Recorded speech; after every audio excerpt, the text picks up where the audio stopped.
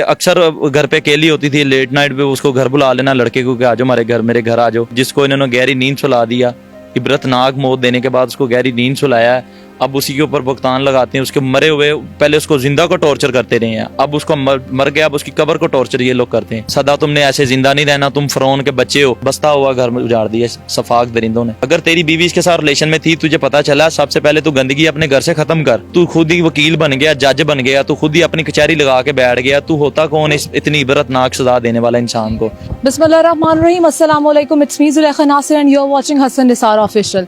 हम मौजूद हैं आज एक ऐसी दिल दहला देने वाले कहानी के साथ जो आपने पिछले दिनों देखी होगी सोशल मीडिया पर वायरल होती वीडियोस, जिसमें एक लड़की जो है अपने हस्बैंड के साथ मिलकर एक डिलीवरी बॉय को बुरी तरह से कत्ल करती है और फिर उसकी लाश को जला दिया जाता है।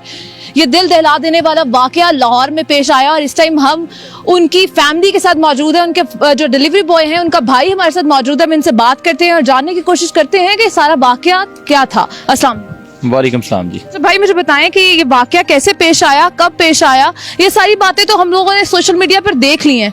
अब मुझे ये आप बताएं कि पुलिस जो है वो क्या पेशरफ्त कर रही है, कहाँ तक ये मुकदमा पहुंचा है, और वो मकतूला जो है वो बिल्कुल रिलैक्स है या कोई थोड़ी सा प्रेशर में आई है?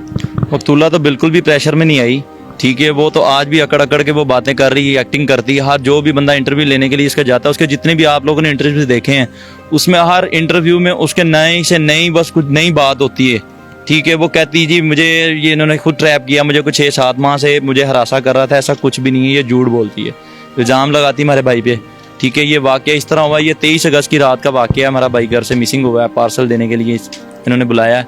उसके बाद हमारा भाई वापस नहीं आया, ठीक है। 7-8 माह से भाई जो है इसके साथ, आपका भाई जो है इसके साथ जो है वो रिलेशनशिप में था, तो क्या उसका हस्बैंड इतना अंधा था कि उसको आज तक पता ही नहीं लगा कि उसकी बीवी क्या कर रही है? उसका हस्बैंड तो अंधे से भी अंधा था, क्योंकि उसका हस्बैंड उसको टाइम नहीं देता था, इसलिए वो अपनी रंगरेलियां मनाने के लिए बाहर लोगों के साथ चक्कर चलाती थी, ठीक है। पिछले 6-7 माह से उसके साथ रिलेशन में था, बाहर आना जाना उसका, उसके साथ डेट पे जाना, होटलिंग करनी, जूस कॉर्नर्स पे जाना, इस तरह का सारी इसकी डिटेल्स हैं, ठीक है। तो अगर वो कहती है, मैंने वीडियोस में देखा है कि वो जो मकतूला है आमना, वो कहती है कि मुझे मेरा हस्बैंड माँ से नहीं मिलने देता था, मुझे बाहर नहीं जाने देता था, शॉपिंग नहीं करने देता था मुझे, इसलिए मैं ऑनलाइन शॉपिंग करती थी। तो क्या जूस कॉर्नर्स तक जाने पे उसका हस्बैंड नहीं पूछता था कि अब कहाँ गई हो, कि उसके घर में कोई और बंदा नहीं था? ये बिल्कुल ये बात झूठ है, ठीक है। इस बात में बिल्कुल भी सदाकत नहीं है। जो कहती है कि मेरा हस्बैंड मुझे बाहर नहीं जाने देता था, ये अपनी जाती थी, क्योंकि इसका हस्बैंड तो घर पे होता ही नहीं था, ठीक है। ये अक्सर घर पे अकेली होती थी, लेट नाइट पे उसको घर बुला लेना लड़के को कि आ जाओ मेरे घर आ जाओ, घर आके मिल लो, ठीक है। उसका जो ससुर है वो घर पे होता था, ठीक है। एक इसका भाई है, वो भी इसका देवर है जो है आमना, इसका देवर है, वो भी इसी घर में रहता है, ठीक है। उसने खुद घर पे इसको बुलाया है ट्रैप करके, ठीक है। उसके अपने झांसे में बसा के सारी चीजें उसने खुद करके अब ये सारा मुद्दा डाल रहे हैं एक तरफा, ठीक है। जिसको इन्होंने गहरी नींद सुला दिया, इबरतनाक मौत देने के बाद उसको गहरी नींद सुलाया है। अब उसी के ऊपर भुगतान लगाते हैं। उसके मरे हुए पहले उसको जिंदा को टॉर्चर करते रहे हैं, अब उसको मर गया, अब उसकी कब्र को टॉर्चर ये लोग करते हैं। और खुदा का खौफ खाओ, तूने भी मरना है। सदा तुमने ऐसे जिंदा नहीं रहना, तुम फिरौन के बच्चे हो, ठीक है। तुम लोगों ने अपने आप को फिरौन समझ लिया, तुम फिरौन हो, इंसान नहीं हो। इंसान होते तो ऐसे सफाक दरिंदों वाले काम ना करते। तुम दरिंदे हो, तुम सफाक दरिंदे हो। तुम लोगों का आपका भाई रात को ड्यूटी से कितने बजे घर वापस आ जाता? भाई हमारा मामूल के मुताबिक सुबह अपने टाइम पे जाना, रात को 9-10 के करीब उसने अपने घर वापस आना, आकर खाना छाना खाना, अपनी वो चार्जशीटें वगैरह उसकी थी जो ऑफिस की मिलती थी, उसी हिसाब से उसने अपना काम शाम करके अपना खाना छाना खाना। उसका सबसे ज्यादा अटैचमेंट थी घर पे माँ जी के साथ, वालदा के साथ उसकी अटैचमेंट थी। हर घर में कोई भी छोटा बच्चा होता ना, लाडला होता है, उसकी सबसे ज्यादा अटैचमेंट होती है अपनी माँ के साथ। माँ का भी सबसे ज्यादा पैचअप होता है सबसे छोटे बच्चे के साथ, चाहे वो बेटी हो चाहे वो बेटा हो। इसीलिए हमारा जो सबसे छोटा बेटा था, लाडला था हमारा, ठीक है, वो माँ के साथ सबसे ज्यादा करता था। आप बिलीव करें इस तरह का उसका पैचअप था कि उसने जाते हुए ना माँ के पाँव चूमता था। माँ सो भी रही है, जब बैठी है तो माँ के पाँव चूमने, आते जाते उसने अपने माँ के पाँव चूमने, माँ से मिल के जाना है। इस तरह का वो लड़का बिल्कुल भी नहीं था जिस तरह के इल्जाम तराशियां लगा रहे हैं। कहा है कि 10 बजे वो घर आ जाता था, उसके बाद वो बाहर नहीं जाता था। 9-10 बजे उसने घर आना है, अगर जाना है बाहर, नीचे हमारे कजन्स वगैरह हैं, हमारे भतीजे हैं, वो भी हामिद है, उनके साथ बाहर अंदर बैठ जाना, आना जाना, अगर कुछ चीजें वगैरह चाहिए, खाना छाना उनके साथ खाना। तो आप कह रहे हैं कि लेट नाइट वो बुलाया करती थी, तो अगर वो लेट नाइट बाहर निकलता था या घर से दूर जाता था, तो आप लोगों को उन्होंने कभी पूछा नहीं था कि यार कहाँ जाते हो? हम लोग मामूल के मुताबिक मैं आपको बता रहा हूँ कि उसने घर से नीचे जाना है, बाहर बैठना, दोस्तों के साथ मैं कहीं जा रहा हूँ कि किसी काम से जा रहा हूँ, किसी ऑफिस के काम है, अक्सर ये होता था कि उसने घर आना, घर आके अपने खाना छाना खाने के बाद जो भी सारा दिन की उसकी कलेक्शन होनी, उसने अपनी वो शीट पे लिखनी, अपनी जो अमाउंट वो उसने कलेक्शन पूरी करने के बाद उसने साथ ही हमारे 3-4 गलियां छोड़ के है उनका सुपरवाइजर है, उसको जाके पैसे उसको जमा करवा देने, वो नेक्स्ट डे खुद ही करवा लें, उससे जाके रिसीविंग ले आनी। ये भी हुआ करता था कि उसने आके अपना हिसाब वगैरह करना, उसको जाके पैसे दे देने। अगर ऑफिस नहीं गया तो उसने अपने फोरमैन को जाके पैसे दे देने, जो उसका एरिया मैनेजर हुआ करता था, उसको पैसे दे के घर वापस आना है, लेट हो जाना, फ़ोन करना किधर हो, मैं फलां जगह पे मैं पैसे दे रहा हूँ या इसी काम के लिए आया हूँ, मैं इतनी देर में आ रहा हूँ। ये उसने उस बात करनी, कभी उसने इस तरह का इजहार ही नहीं किया। इससे 6 दिन पहले हमने उसका निकाह किया, 23 जुलाई को निकाह किया, 29 जुलाई को हुई थी बकरा ईद, ठीक है, 23 जुलाई को उसका निकाह किया, हंसी खुशी निकाह किया। उसकी जो जोजा है वो भी दोनों खुश थे एक दूसरे के साथ, उसका निकाह किया। निकाह के बाद उसने अपनी वाइफ के साथ उसकी अंडरस्टैंडिंग दी, हर इंसान की होती, जब निकाह के बाद जब इंसान का निकाह हो जाए पीछे कुछ नहीं रहता। वो जो बच्ची है जिसके साथ निकाह हुआ था, अब आप ये बता सकते हैं कि अब उसके क्या तासुरात हैं? तासुरात उसके भी, वो भी बस सदमे में है, क्या बताएं, वो भी इस वक्त सदमे में कि मेरा बसता हुआ घर में उजाड़ दिया सफाक दरिंदों ने। अच्छा, ये जो आमना है और फरहान है जो उसके हस्बैंड जिन्होंने मारा है, इसके साथ का तीसरा बंदा भी आप बता रहे हैं? ये हम लोगों ने जब पहले दिन वहीं पे पुलिस रेड डलवाई है, 3 बंदे हमने वहीं से पकड़वाए हैं, ठीक है, लेकिन जो 3 बंदे पकड़वाए हैं, जितने भी उनके इंटरव्यूज चल रहे हैं वो 2 के इंटरव्यूज चल रहे हैं, तीसरा बंदा तो कोई सामने लेके नहीं आ रहा।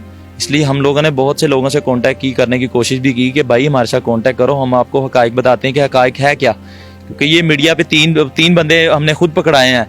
जो फर्स्ट जब इनको ये इंसिडेंट जब हुआ, ये पुलिस कस्टडी में आए, तभी इन्होंने बताया कि हम लोगों ने जो फरहान नामी शख्स है उसने अपने भाई के साथ मिलके इसके साथ ये वाकया पेश किया है।